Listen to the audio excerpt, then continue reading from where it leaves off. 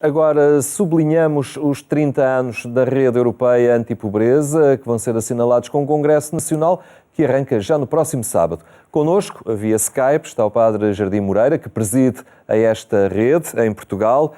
Muito boa tarde, Padre Jardim, obrigado por estar connosco. Muito boa tarde, muito obrigado pelo convite. São 30 anos desta Rede Europeia Antipobreza, um trabalho que se desenvolve também aqui entre nós, em Portugal. Temos este congresso que, pelo que sei, pretende muito mais do que simplesmente assinar um número redondo.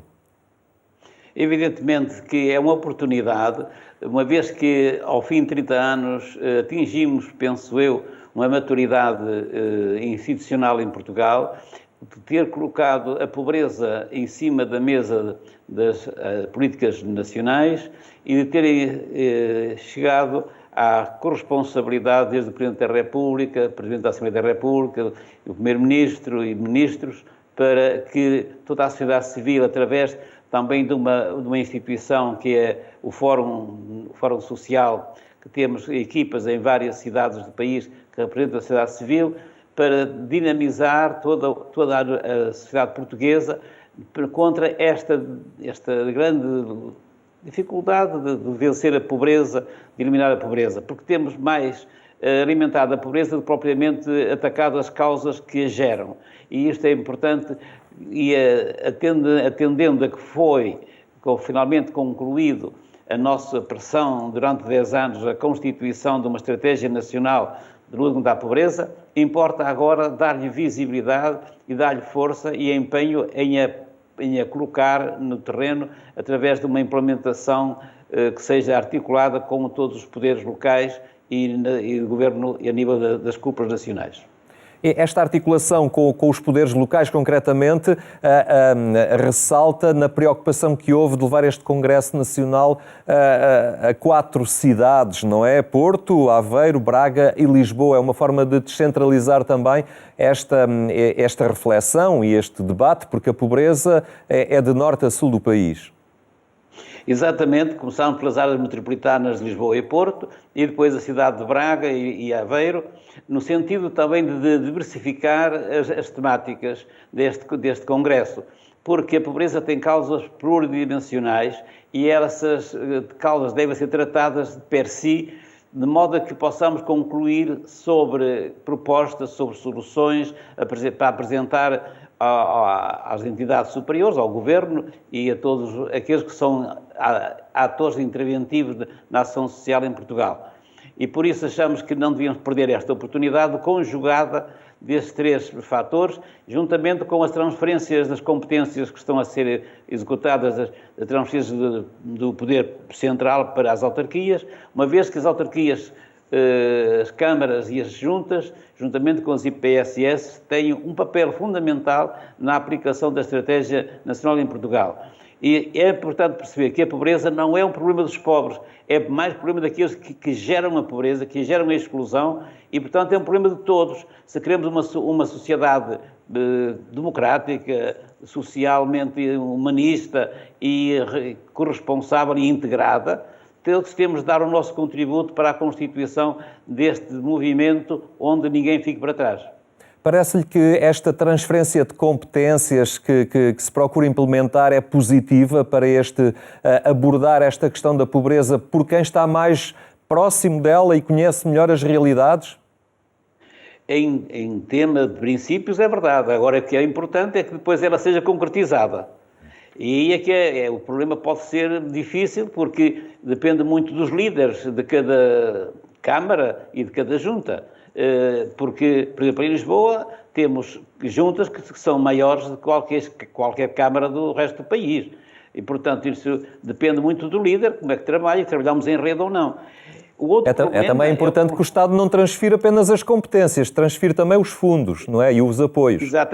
Exatamente, tem de dar os meios necessários para que possam depois executar. Mas aí tem de haver todo um trabalho articulado de boa-fé entre todos, de assumirmos todos as responsabilidades sem que se pense que a transferência de competências não é negativa, ela é positiva. Agora é necessário que isso não seja também o alijar responsabilidades para terceiros. Tem que ser o assumir de uma forma participativa de todas as entidades que estão no terreno e que estão mais na capacidade de proximidade de conhecer e de responder às necessidades. Aqui, o que me parece é que é necessário que haja transparência, haja boa-fé assumida e haja responsabilidade de construir uma sociedade justa, equitativa e fraterna. Porque se nós falamos que queremos uma sociedade igual e fraterna, a fraternidade tem estado muito ausente na linguagem portuguesa, porque cheira-lhes um pouco a religioso, mas a fraternidade é independentemente da confissão religiosa que cada um professa. Então temos de construir a fraternidade humana entre todos e as relações humanas na lealdade, na fraternidade e no bem comum. Este é outro aspecto que me parece que é necessário sublinhar e pedir à sociedade portuguesa que assuma com coragem a luta para o bem comum, que não exclua ninguém, porque as ideologias muitas vezes têm ficado entrincheiradas na sua redoma e em vez de pensar no bem de todos, e este é um problema que vemos que o descrédito das populações nos partidos e nas políticas, porque cada um pensa mais em si do que nos outros, quando a função é servir totalmente a sociedade civil e o bem comum, a começar por aqueles que são mais pobres, que estão mais vítimas dos erros de uma sociedade ou das suas próprias estruturas económicas e sociais. Portugal teima em não descolar da cauda da Europa, não é? Apesar de ser já um país membro com um historial já razoável, mas vai ficando nos últimos lugares. Outros que entraram mais recentemente até já ultrapassaram. Pede-se então uma maior sensibilidade pelo bem comum por parte daqueles que têm esta responsabilidade governativa. Evidentemente que sim, mas é essencial também sermos inteligentes. Isto é, de atacarmos a pobreza nas suas causas, porque senão mantemos sempre uma resposta assistencialista e criamos erros na sociedade portuguesa, que é da subsídio-dependência. É necessário rever as políticas desde o 25 de Abril, porque os pobres em Portugal ainda não tiveram o 25 de Abril. Isto é, eles continuam a ser pobres, continuamos a ter uma percentagem de 20% dos portugueses que vivem na pobreza ou na exclusão. E isso não incomoda a cultura, a política portuguesa de modo geral. Aceita-se isto como fosse uma herança que se deve manter e não que se deve eliminar. Penso que é preciso mudar a cultura, a mentalidade, e o mais difícil é mudar a mentalidade portuguesa, pensar que os pobres são os culpados da sua situação, quando eles são apenas as vítimas. É preciso capacitar os pobres. Exatamente. Nós achamos que a luta contra a pobreza ou deve insistir no desenvolvimento integral da pessoa humana.